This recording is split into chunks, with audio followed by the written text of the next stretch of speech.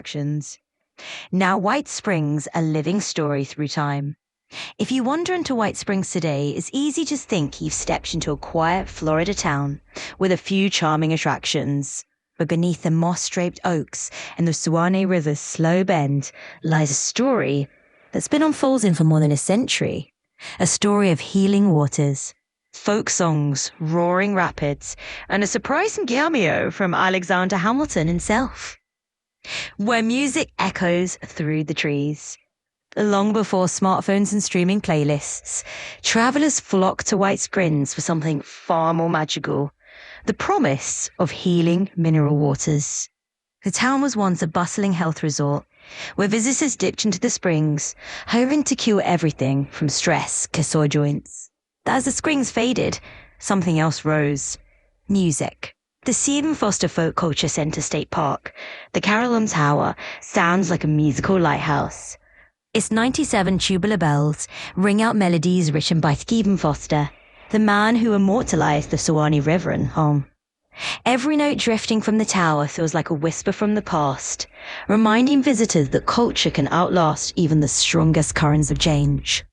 And once a year, on Memorial Day weekend, the quiet park transforms into a vibrant celebration during the Florida Folk Festival. Just beyond the quiet streets lies a wild surprise, Big Shoals State Park, home to Florida's only Class 3 whitewater rapids.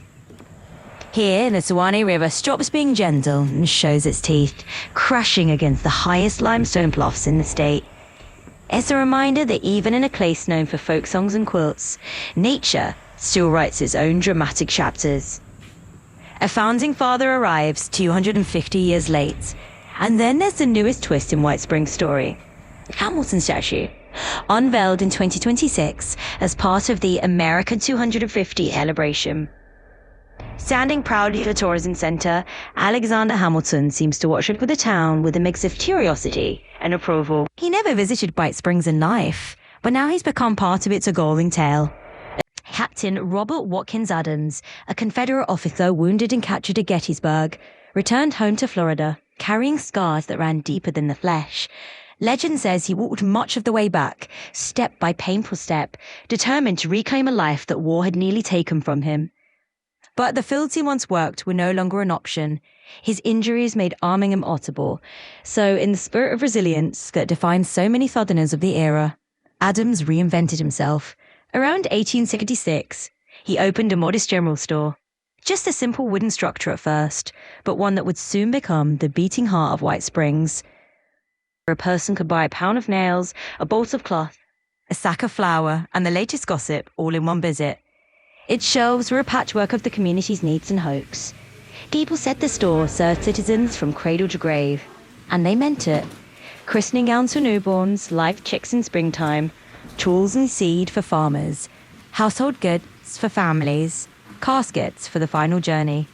In a world without big box stores or online orders, the Adams store was a lifeline, where life's milestones, joyful and sorrowful, passed through the same creaking doorway. The interior, a journey through time. Cross the threshold, and the first things to greet you are the center cedar and pine and the distinct creak of original wood floors. Look up, and you'll see high ceilings supported by massive hard pine beams that have held this venerable old lady together for more than a century. The open-airy layout remains much as it was, designed to keep the Florida heat at bay long before air conditioning existed. The famous vault. Near the back of the building, keep an eye out for the old steel vault door from the Franz Safe and Lock Co. It dates back to the store's early days, when the building served as the community's unofficial bank, bartering goods and advancing cash to farmers and planters. The displays?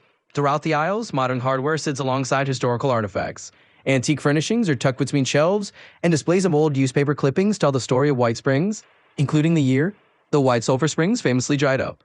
The store still operates under the cradle-to-grave philosophy championed by original owner Captain Robert Watkins Adams, though today it leans more towards rural living and old Florida charm. The provisions and local flavors. Local honey, jams and jellies, southern specialty sauces. Rural essentials, authentic farm implements, hardware stables, traditional homesteading supplies. Outdoor life, fishing tackle, gear for exploring the nearby Suwannee River, artisan goods, handcrafted items, local art, curiosities reflecting North Florida heritage.